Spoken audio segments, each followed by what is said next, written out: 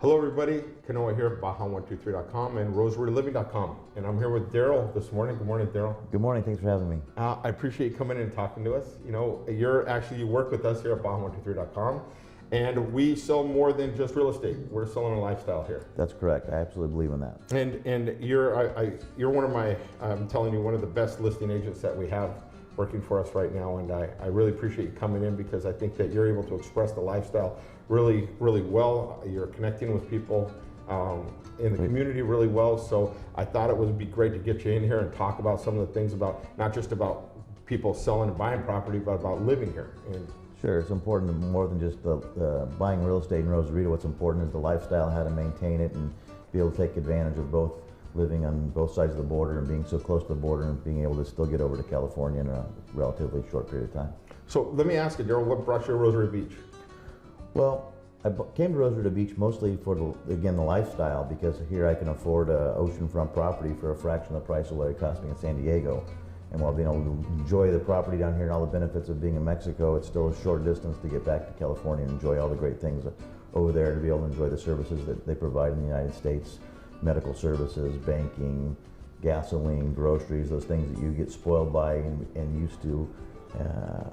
I don't think people realize when they're thinking about moving to a different country that sometimes, everything isn't the same. When you go somewhere else, we get, the expectations of what it's going to be like living in a different country. We're thinking that maybe going to Mexico, things are all going to be very similar than we have in the U.S., and some are, but there are things that maybe are different. And so having the access to the U.S. and Mexico, we kind of get best of both worlds. That's correct. It's absolutely critical. I always thought about retiring over in Mexico, but in what part of Mexico, when it really became a reality and I thought about it, I decided I needed to be close enough to the border where I could still get back and not miss out on a lot of things that I'm used to having over in the United States. I didn't know that either when I first came down here, and since we moved down here, I was so glad that we made that decision, because I do end up crossing, and I do end up like going to crossing and taking advantage of some of the shopping and being the proximity to my family and friends, and obviously the medical services and stuff like that. So it is a big deal. It's a huge deal. I never really thought about it. I thought when I was making a plan to retire here,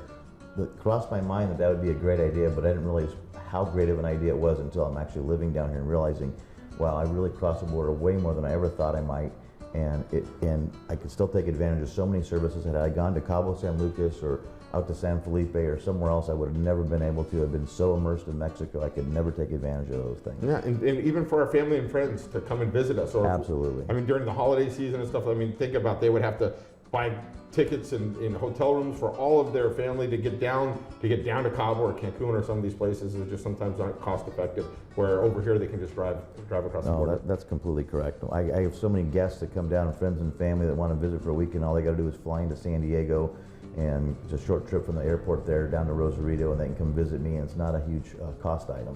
So one of the things we want to talk about today is actually crossing the border. So we want to, I know that, the border is a big deal for people coming down here, getting back and forth across the border. And one of the benefits that some of the people that live down here is what they have is called the Sentry program. I was hoping you could tell us a little bit about it. Yes, the Sentry program is a total game changer. I can tell you, many years I came down here crossing without a Sentry, and it was a Christmas time and in a December many years ago, when I was crossing the border. It took me 6 hours to cross on the normal line, and it was after that 6-hour crossing I decided it was time to investigate a Sentry pass, because again, total game changer. Being able to have this, you can get across the border very quickly. Often when the line's an hour, 2 hours long, it's 10-15 minutes to cross in the Sentry line. So what is it, if you're going to tell somebody what the Sentry program is, or how would you explain it? It's a trusted traveler program. What they basically do is you apply online, they do a background check and interview on you eventually, try and determine who you are, what your background is, who you associate with, and determine that you are safe and that you're not a risk to bring in or cross illegal items, that you obey the laws, that you're typically a upstanding citizen. And when you say they, are you talking the Mexican side or the U.S. side? Who provides the Sentry program? It is the United States, but it's a benefit for both Mexico and the United States. Okay, so what was the process? You can apply online. There's a small deposit you make online, and you fill out an online application for everybody in your family, not just one person, but you have to individually, for every family member you want to have a Sentry. You apply online, you provide all the information, passport information, immigration information, and apply online. It's about a Depends upon the wait. Right now I believe they're fairly extended, but normally it's about a 60-90 day wait. And within that period of time, they'll notify you online that you've been approved or denied. Hopefully you've been approved. Right. And after you've been approved for your Sentry, they invite you in for an interview. You go in, you interview. If you meet all their criteria, then they photograph you, fingerprint you, you pay a final fee, and then you're good for 5 years. I think when I first got down here, it was like 6 to 9 months wait. So getting down to 90 days right now, even some people I heard like it was a 30-day. Some of them went through it really fast. So it's a lot faster than it was before, and I think there's a lot more people involved in the program. Yeah, that's correct. I've seen it take as little as 30 days. I don't really like to say 30 days can get everyone's hopes up that It's only going to be a 30-day wait. I think 90 is probably more the average. As far as the Sentry program, it's not the traditional line that you go through. You're both crossing in a car or crossing on foot. At the different ports of entry, there are designated areas for the Sentry card holders that you can cross separate from everyone else. Okay. And normally, what's the normal crossing time to get when you use this? It depends upon the time of the day. If you cross early in the morning when everyone's crossing, you might be able to experience a 10, maybe 20-minute wait, something like that. If it's an off time, I've been across the border in as little as 5 minutes. So going from Rosarito to San Diego, on a best case scenario, you could probably get from here to San Diego in how long?